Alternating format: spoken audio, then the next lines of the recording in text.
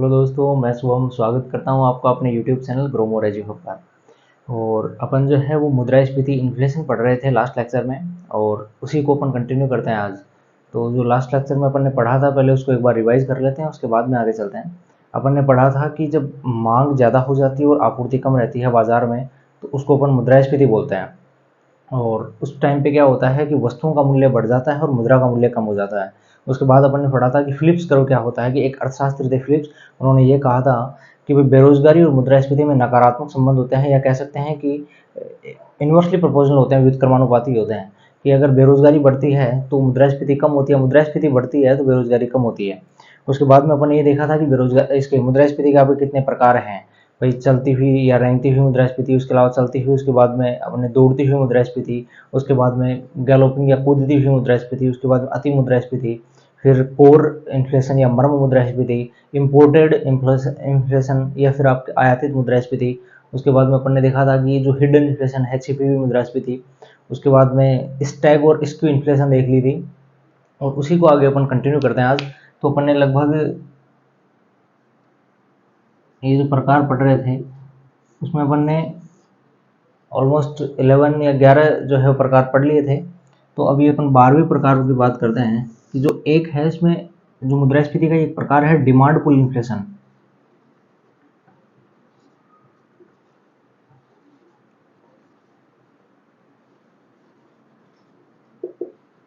इसको अपन बोल सकते हैं मांग जनित मुद्रास्फीति हिंदी में।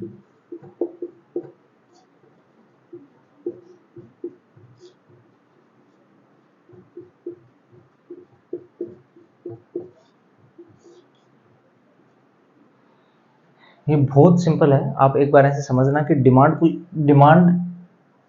पुल इन दो शब्दों के ऊपर गौर करना।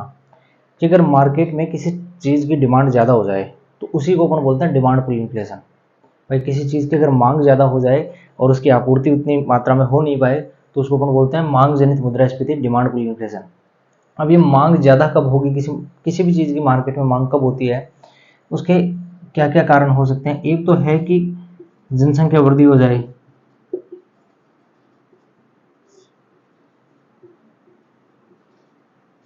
भाई जैसे जैसे पॉपुलेशन ग्रोथ करेगी, जैसे जैसे लोग बढ़ते जाएंगे, वैसे वैसे ही चीज़ों की आवश्यकताएं बढ़ती जाएंगी। भाई मान लो कि आपके घर में 4 मेंबर हैं, तो पहले जो आपको खाने की या फिर मान लो और भी जो चीज़ें आवश्यक थी, वो जितनी मात्रा में थी, अगर मेंबर बढ़ जाते हैं, मान लो 6 मेंबर हो जाते हैं, तो उसकी मात्रा में पहले वाले के कंपेरिजन में ज़्यादा वस्तुओं की आवश्यकता होगी। तो एक है कि जनसंख्या वृद्धि। दूसरा कारण है सरकारी व्यय अगर बढ़ जाए, जिसको अपन राजकोषीय घाटा या राजस्व घाटा भी बोलते हैं। सरकारी व्यय बढ़ जाने का मतलब है कि जैसे मान लो सरकार कुछ योजनाओं के ऊपर पैसा खर्च करती है।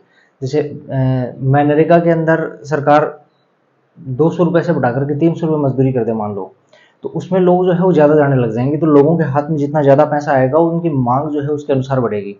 वैसे ही मान लो कि सरकार किसी चीज़ को बहुत सस्ता कर दे, जैसे अभी 2 रुपये किलो गेहूँ दे रही थी सरकार, जो मतलब देती आ रही है पहले से आपके पीडीएस सिस्टम के थ्रू। उसको भी कोविड टाइम पे कई जगह भाई ये हुआ है कि 1 रुपया भी नहीं लिया गया, भाई स्टेट गवर्नमेंट ने फ्री कर दिया। भाई कई जगह 1 रुपये में 1 रुपये पर केजी के हिसाब से उसको बेचा गया। तो अपन ये कह सकते हैं कि सरकार का जब खर्चा बढ़ जाता है, तब भी अब उन लोगों का जो पैसा बच रहा है, भाई उन चीज़ों में सरकारी योजनाओं के चलते सरकार जो पैसा दे रही है, वो पैसा और कहीं बच रहा है, तो उसकी जो खर्च है, उसका जो खर्च है वो और कहीं करेंगे लोग। तो लोगों की डिमांड तो मार्केट में और बाकी चीज़ों के लिए तो बढ़ ही रही है। तो एक सरकारी व्यय बढ़ने पे जो है वो डिमांड बढ़ती है लोगों की। तीसरी जो चीज़ है वो काला धन है, ब्लैक मनी जिसे अपन बोलते हैं। भाई लोगों के पास में जितनी ज़्यादा ब्लैक मनी होगी, भाई जो रजिस्टर्ड मनी नहीं है, जिसका कोई डाटा नहीं है, अगर पैसे पड़े हैं, भाई लोगों के पास इतनी ब्लैक मनी पड़ी है, तो वो लोग उसको कहीं तो खर्च करेंगे जाके। और जितना भाई बाहर जाके ब्लैक मनी है आपके पास, बाहर जाके खर्च कर रहे हो, तो इसका मतलब आप जो है वो मांग को और ज़्यादा बढ़ा रहे हो, डिमांड ज़्यादा बढ़ा रहे हो, और सप्लाई उतनी मात्रा में है नहीं, तो मुद्रास्फीति अपने आप बढ़ती है। तो ये कुछ कारण है किसके, डिमांड इन्फ्लेशन के। भाई मांग जनित मुद्रास्फीति के, मांग अगर बढ़ती है तो उससे इन्फ्लेशन या मुद्रास्फीति कैसे बढ़ती है। उसके बाद में एक है आपका कॉस्ट प्लस इन्फ्लेशन।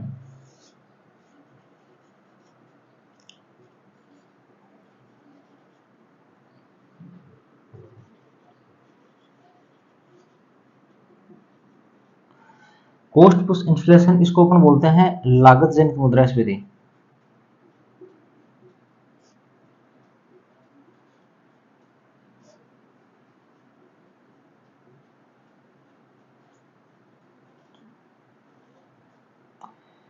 अब ये जैसे अपन ने पहले पढ़ी थी कि डिमांड पुल इन्फ्लेशन में जब जैसे जैसे मार्केट में किसी चीज़ की डिमांड बढ़ती है तो उसकी वजह से महंगाई बढ़ती है।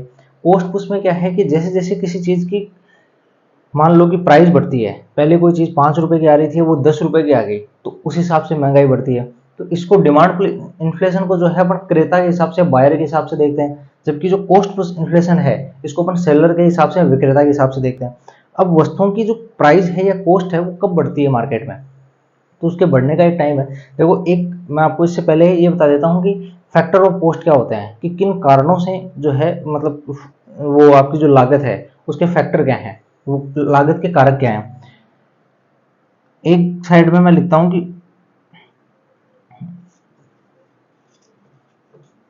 फैक्टर ऑफ कॉस्ट,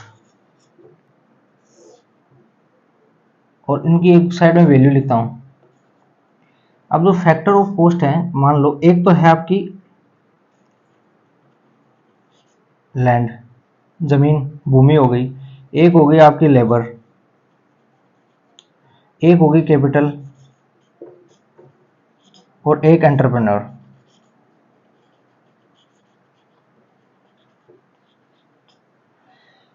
लैंड या जो भूमि है, एक आपका मजदूर,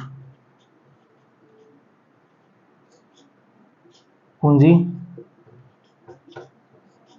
और एक है उद्यमी।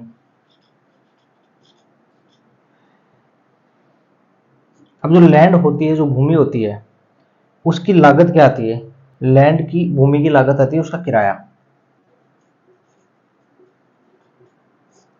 लेबर की लागत आती है उसका वेतन या मजदूरी। और कैपिटल जो है, पूंजी है, उसकी जो लागत आती है उसका ब्याज। और जो उद्यमी है वो अपने लाभ कमाने के लिए, अब इसको एक बार समझने की कोशिश करना आप, कि अगर कोई फैक्ट्री लगाता है, कोई भी व्यक्ति अगर फैक्ट्री में इन्वेस्ट करता है, कहीं पे कोई भी चीज़ बनाने का कोई कारखाना लगा रहा है, तो उसके लिए सबसे पहले उसको ज़मीन चाहिएगी, ठीक है। उस ज़मीन के लिए वो किराया देगा। दूसरी चीज़, अब वो ज़मीन के ऊपर फैक्ट्री लगा दी, उस फैक्ट्री में अब ऐसा तो है नहीं अपने आप प्रोडक्शन जनरेट होगा, उसको प्रोडक्शन को जनरेट करने के लिए कुछ लोग भी लगाए जाएंगे, मजदूर, लेबर लगाई जाएगी। वो जो मजदूर होंगे उनको वेतन भी दिया जाएगा।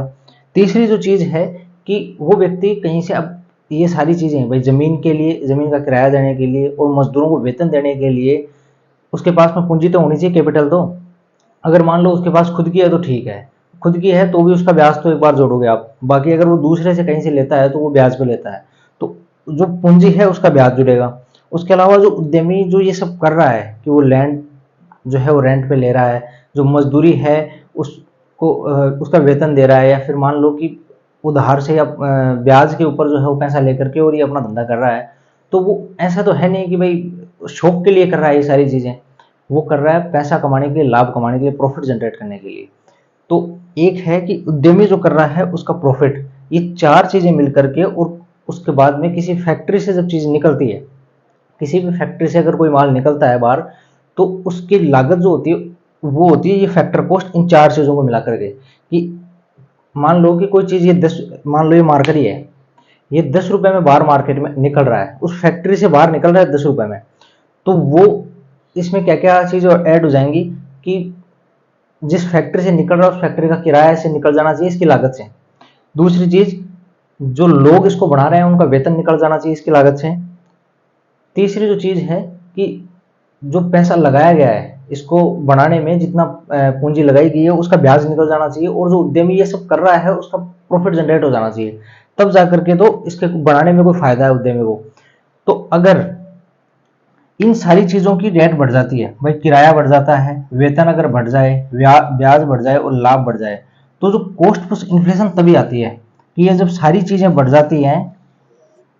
भाई मान लो कि जमीन का किराया बढ़ गया, तो उस चीज की, अब इसकी मान लो पहले 10 रुपए प्राइस थी, अब किराया जैसे ही बढ़ा तो इसकी प्राइस भी बढ़ गई। अगर मान लो मजदूरों का वेतन बढ़ा तो इसकी प्राइस भी बढ़ेगी, और ब्याज बढ़ने पे भी इसकी प्राइस बढ़ेगी। तो ये जो इफेक्ट है वो आपको देखने को मिलता है लागत जनित मुद्रास्फीति के रूप में, कि अगर किसी वस्तु की जो लागत है अगर वो बढ़ जाती है, कॉस्ट बढ़ जाती है, तो मार्केट में उसके जो पैसे हैं या उसकी जो प्राइस है वो अपने आप बढ़ जाएगी। उसकी वजह से लागत जनित मुद्रास्फीति उत्पन्न होती है। अपन ने यहाँ तक 13 प्रकार की मुद्रास्फीति पढ़ ली। अब अपन अपस्फीति और अविस्फीति में अंतर देखते हैं, डिसइंफ्लेशन और डिफ्लेशन।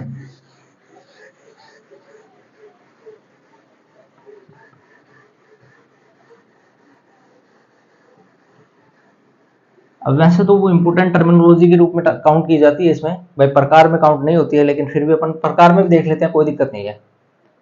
एक है आपके 14वें नंबर पे आप बात कर लो, डिसइंफ्लेशन।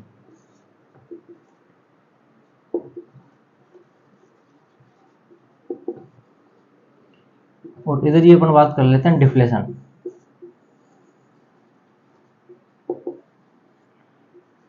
डी और डिस, इसमें ध्यान रखना, इसको अपन बोलते हैं हिंदी में अपस्फीति, इसको अपन हिंदी में बोलते हैं अविस्फीति।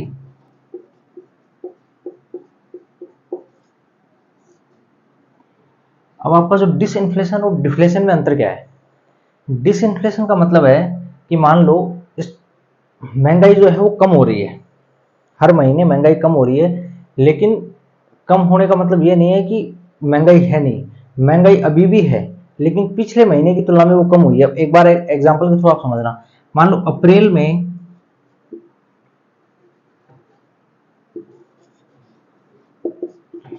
महंगाई थी 10%, या मुद्रास्फीति की जो दर थी वो कितनी थी? 10% थी। मई में ये मुद्रास्फीति की दर हो गई आपकी 9%, और जून में ये हो गई 8%। तो अपन ये कह सकते हैं, अब ये नहीं कह सकते कि मुद्रास्फीति महंगाई है नहीं, महंगाई है, 8% अभी भी है, लेकिन अप्रैल की तुलना में जो है वो कम हुई है, इसको अपन बोल सकते हैं माइनस हुई है अप्रैल की तुलना में। तो यह है अपस्फीति डिसइंफ्लेशन। इन्फ्लेशन में जो है वो कमी आ रही है, अभी भी मुद्रास्फीति बाजार में है, महंगाई है, लेकिन वो पहले की तुलना में कम हुई है। एक होती है डिफ्लेशन या अविस्फीति। इसमें क्या होता है? इसमें होता है कि आपकी मांग जो है वस्तुओं की वो होती है कम और आपूर्ति हो जाती है ज्यादा। अभी अविस्फीति है, इसको आप आर्थिक मंदी भी बोल सकते हो। वैसे अपन जैसे मुद्रास्फीति को महंगाई बोलते हैं आम बोलचाल की भाषा में, वैसे ही अविस्फीति या डिफ्लेशन को जो है अपन आम बोलचाल की भाषा में बोल सकते हैं आर्थिक मंदी।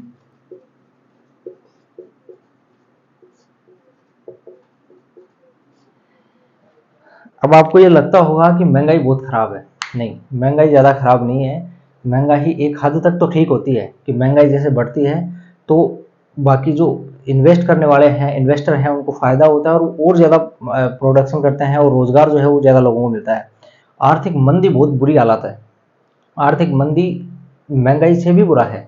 आर्थिक मंदी में क्या होता है कि मांग होती नहीं है और आपूर्ति ज़्यादा हो जाती है। मतलब आप ये देख लो कि ये अपना ये जो मार्कर है उसकी डिमांड है मार्केट में कि भाई 10 मार्कर की डिमांड है, और मार्केट में 20 मार्कर पड़े हैं। ये अगर 20 मार्कर पड़े हैं मार्केट में और उसकी डिमांड कितनी है? 10 की है, तब वो हो गई आपकी डिफ्लेशन या आर्थिक मंदी। अब वो जो बनाने वाला है वो हतोत्साहित होता है, उसमें तो प्रोत्साहित होता है, भाई मांग ज्यादा होती है और आपूर्ति कम होती है, तो जो प्रोड्यूसर है ना, जो चीजों को बना रहा है, वो प्रोत्साहित होता है। उसको ऐसा लगता है कि यार अपना माल खपत हो रहा है तो अपने को और ज्यादा बना करके देना है मार्केट में। इसमें हतोत्साहित होता है और वो क्या करता है कि अपनी जो फैक्ट्री लगी हुई है उस फैक्ट्री में से मजदूरों को निकाल देता है, और या तो छटनी कर देता है, कम मजदूर रखता है, या फिर वो ये करता है कि फैक्ट्री बंद करनी पड़ जाती है कभी कभार मजबूरी में। तो ऐसे हालात में लोगों का रोजगार और छिन जाता है आर्थिक मंदी के हालात में। तो ये डिफ्लेशन हो गई आर्थिक मंदी की, मांग कम हो और आपूर्ति ज्यादा हो। इसमें भी आर्थिक मंदी या डिफ्लेशन में भी दो टर्म होती है, एक आपकी रिसेशन होती है,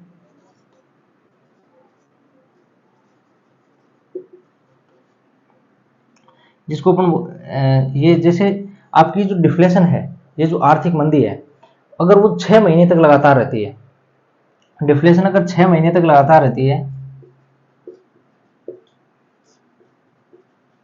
तो उस टर्म को अपन बोलते हैं रिसेशन।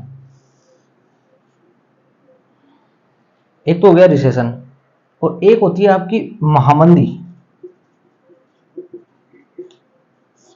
और ये महामंदी कब आती है? जैसे 1929 में आई थी, कि जब 6 महीने से भी ज्यादा तक अगर आपकी आर्थिक मंदी बनी हुई है,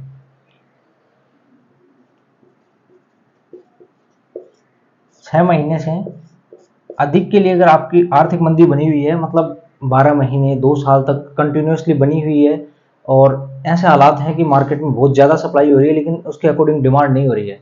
भाई 2 साल तक 2-4 साल तक जब ऐसे हालात हो जाएं तो उसको अपन बोलते हैं महामंदी, और ये 6 महीने से ज़्यादा रहती है। जैसे 1929 में, लास्ट टाइम 1929 में इसके हालात पैदा हो गए थे महामंदी के। 1929 में महामंदी के हालात पैदा हो गए थे, जबकि रिसेशन, अब जैसे रिसेशन या आर्थिक मंदी आप कह सकते हो कि अमेरिका में 2008 में भी आई थी, ये मंदी वाला दौर था।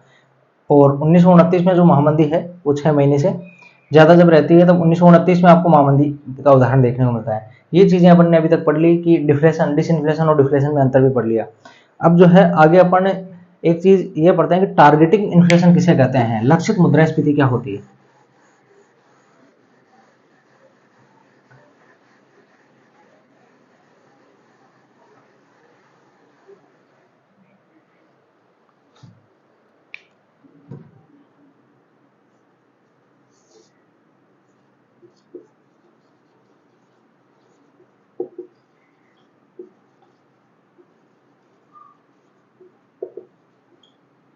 इसको अपन बोलते हैं लक्षित मुद्रास्फीति।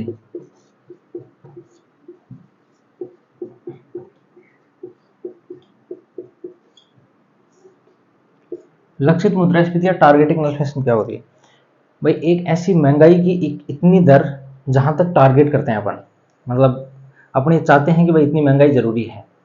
तो आप ये कहोगे कि भाई कौन ये चाहता है कि भाई महंगाई आए, लेकिन सच बात ये है कि कुछ मात्रा में महंगाई होनी चाहिए। जैसे अपन ने पहले पढ़ा था लास्ट लेक्चर में कि एक अर्थशास्त्री थे फिलिप, वो ये कहते हैं कि कुछ हद तक जब बेरोजगारी और मुद्रास्फीति के अंदर एक नकारात्मक संबंध होता है कि मुद्रास्फीति जितनी ज़्यादा होगी बेरोजगारी उतनी ही कम होगी। तो एक मात्रा तक बेरोजगारी जो है, ये आपकी मुद्रास्फीति है, वो उसकी दर बनी रहनी चाहिए ताकि बेरोजगारी थोड़ी कम हो जाए। तो एक्चुअल मतलब एक जो आपका सेंट्रल बैंक है, केंद्रीय बैंक है, जैसे अपने यहाँ पे आरबीआई है, बाकी अलग अलग देशों का अलग अलग है, जैसे अमेरिका में फेडरल बैंक है। तो अपने यहाँ पे जो आरबीआई है वो ये टारगेट करके रखता है कि वैसे जो अंतर्राष्ट्रीय संस्थाएं हैं, जो यूएन की जैसे वर्ल्ड बैंक वगैरह और ये हो गई, उनमें है कि भाई विकासशील देशों के लिए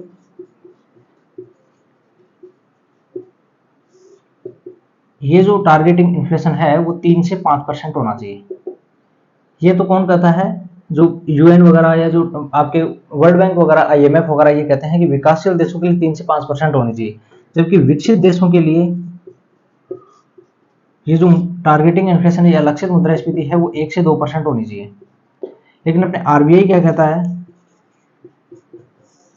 आरबीआई ये कहता है कि भारत में जो मुद्रास्फीति के हालात हैं वो कितने रहने चाहिए, टारगेट कितना रहना चाहिए, 4% तक, 4% तक, और ±2% हो सकता है। ±2% का मतलब है कि अभी ऐसा फिक्स नहीं है कि भाई 4% ही रहे, भाई 3% या 2% तक भी जा सकती है, लेकिन 2% से कम नहीं जानी चाहिए। और ऊपर जो है वो 5% 6% तक जा सकती है, लेकिन 6% से ऊपर नहीं जानी चाहिए। अपने तो अभी 6% से ऊपर ही है फिलहाल तो, लेकिन ये है टारगेटिंग इन्फ्लेशन भाई 4% और ±2% आरबीआई के अकॉर्डिंग ये रहनी चाहिए।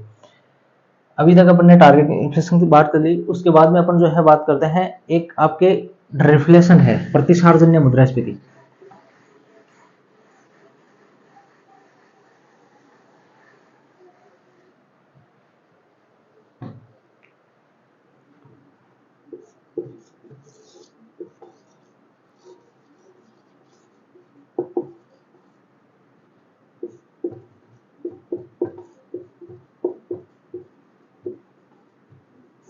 यह है प्रतिसारजन्य मुद्रास्फीति। प्रतिसारजन्य मुद्रास्फीति का मतलब होता है, देखो आरबीआई जो है, आरबीआई या आप ये कह सकते हो कि सरकार क्या करती है, जैसे मंदी के हालात होते हैं या फिर भाई बेरोजगारी को बढ़ाने के लिए और मुद्रा मांग को घटाने के लिए, भाई सॉरी, मांग को बढ़ाने के लिए और बेरोजगारी को घटाने के लिए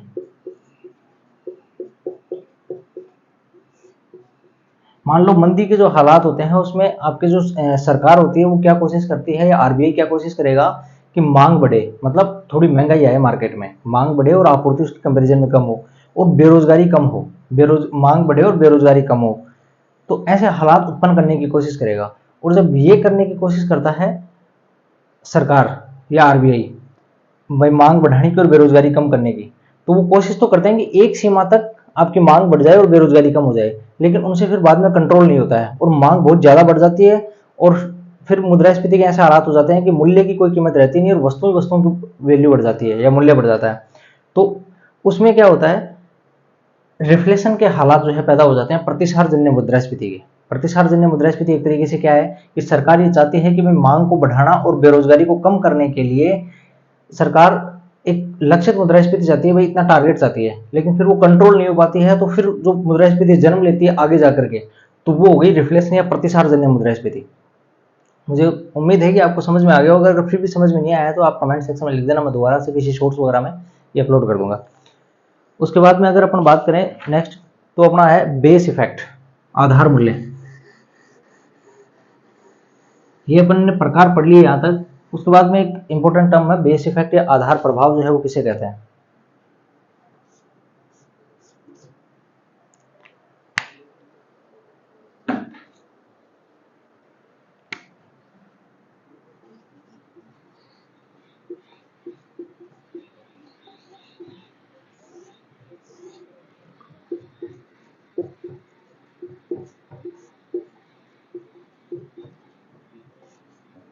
बेस इफेक्ट या आधार प्रभाव क्या है कि ये एक ऐसा है कि अभी जो अपना 2023 चालू वर्ष है, इसमें किसी चीज की जो कीमत है वो अपन पिछले साल की कीमत के आधार पे अपनी मान लें कि महंगाई बढ़ी है घटी है, उसी को अपन बोलते हैं सीधे साफ शब्दों में महंगाई, या भाई बेस इफेक्ट सॉरी। कि आज मान लो, एक एग्जांपल के थ्रू मैं आपको समझाता हूँ। 2021, 2022 और 2023। 2021 में मान लो आलू जो था, आलू की कीमत थी 40 रुपए पर केजी। 2022 में आपके आलू की कीमत हो गई 80 रुपए पर केजी। और 2023 में भी मान लो आलू की कीमत है 60 रुपए पर केजी। अब ये जो दौर था भाई 2021 से 22 में कितनी ग्रोथ हुई, 100% की ग्रोथ हो गई। फिर 2022 से 23 का जो दौर था, इसमें 25% जो है वो नुकसान हो गया। अब ये है कि अपन क्या कहेंगे, भाई 2023 में 60 रुपए किलो आलू है अभी मान लो, तो अपन क्या कहेंगे, भाई पिछले साल आलू 80 रुपए किलो था, तो इसमें थोड़ी भाई ऐसा है कि महंगाई में अपने को राहत मिली है और आलू के दाम जो है कम हुए हैं, आलू के भाव कम हुए हैं। लेकिन अगर अपन ये देखें कि एक्चुअल जो रेट है आलू की, भाई 2021 में 40 रुपए किलो थी आलू की रेट, तो उसके अगर कंपैरिजन में देखें तो वास्तविक रूप से तो आलू अभी भी महंगा ही है।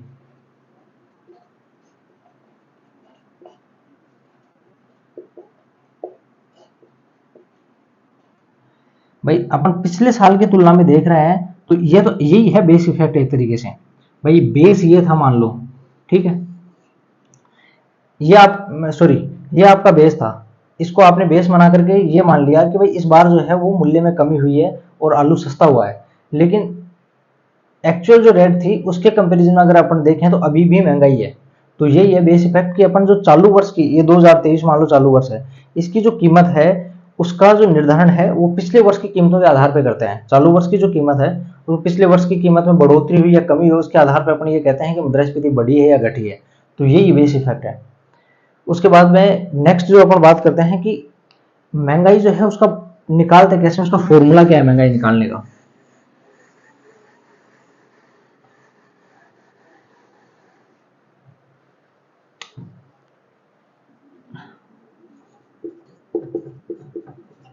महंगाई का सूत्र क्या है,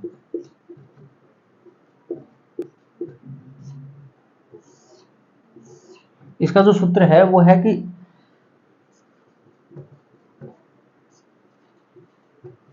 चालू वर्ष में वस्तु की कीमत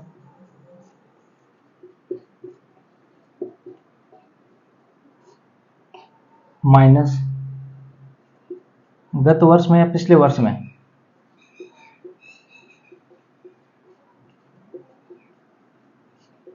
वस्तु की कीमत,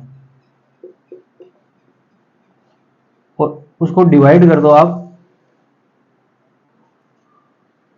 गत वर्ष में वस्तु की कीमत।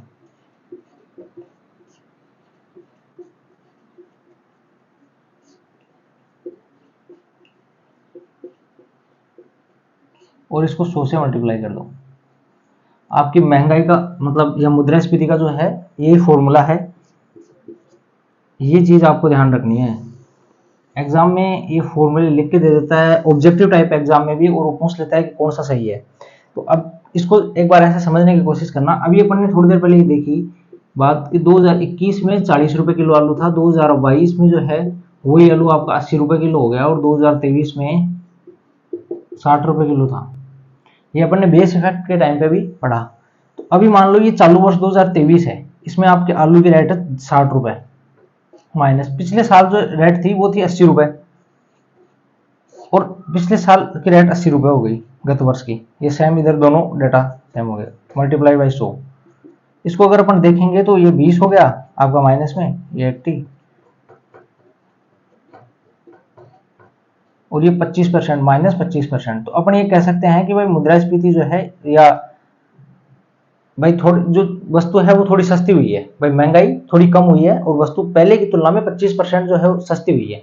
तो यह है महंगाई का सूत्र, महंगाई निकालने का, बाकी मुद्रास्फीति निकालने का। अभी तक अपन ने ये बात कर ली कि मुद्रास्फीति कहते कैसे हैं, फ्लिप कर्व क्या है, उसके प्रकार, मुद्रास्फीति के जो प्रकार पढ़ लिए, और उसके बाद में अपन ने पढ़ लिया कि जो लास्ट में अपन ने पढ़ा था कि बेस इफेक्ट या आधार प्रभाव किसे कहते हैं और महंगाई का सूत्र क्या है। उसके बाद में लास्ट एक जो टॉपिक है आज की क्लास का वो है कि नेहरू, एक टर्मिनोलॉजी है नेहरू, उसके बारे में हम पढ़ते हैं।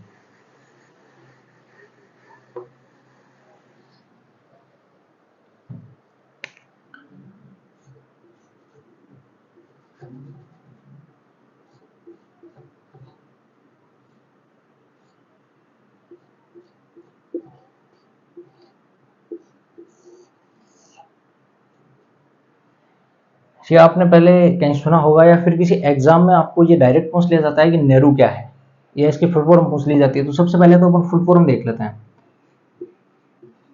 Non accelerating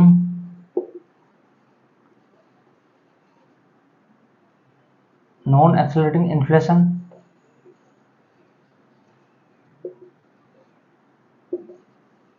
rate of unemployment.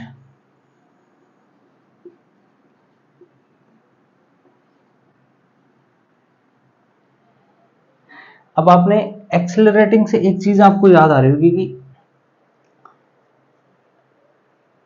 गाड़ी जो होती है, अपनी कार जो होती है, उसमें एक एक्सेलेटर होता है, एक्सेलेटर जिससे अपन स्पीड जो है वो कम ज्यादा करते हैं। तो एक ऐसी दर होती है, नेहरू जो है वो एक ऐसी दर होती है, रेट होती है किसकी, मुद्रास्फीति की। मुद्रास्फीति की वो दर होती है जिसमें उदासीन हो जाता है, मतलब ना तो मुद्रास्फीति बढ़ती है ना बेरोजगारी कम होती है। ठीक है भाई, अपन ने ये देखा था कि मुद्रास्फीति और बेरोजगारी के बीच में व्युत्क्रमानुपाती संबंध अपन ने देखा था।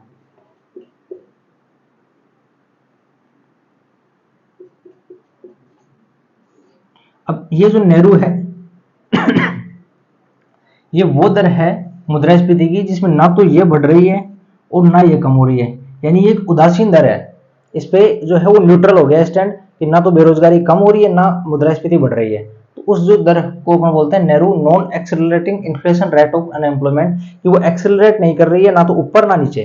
ठीक है भाई, ना तो आपका अनएम्प्लॉयमेंट या बेरोजगारी है वो एक्सेलरेट कर रहा है, वो कम हो रहा है, ना ही आपका जो इन्फ्लेशन है मुद्रास्फीति वो एक्सेलरेट करके ज्यादा हो रही है। तो उसको अपन बोलते हैं Nehru non accelerating inflation rate of unemployment. तो आज के लेक्चर में अपन ने ये देख लिया, और मिलते हैं अपन नेक्स्ट लेक्चर में, और इसमें अपन मुद्रास्फीति के जो मापन है उसको कवर करेंगे नेक्स्ट लेक्चर में। तो थैंक यू सो मच इतना देखने के लिए।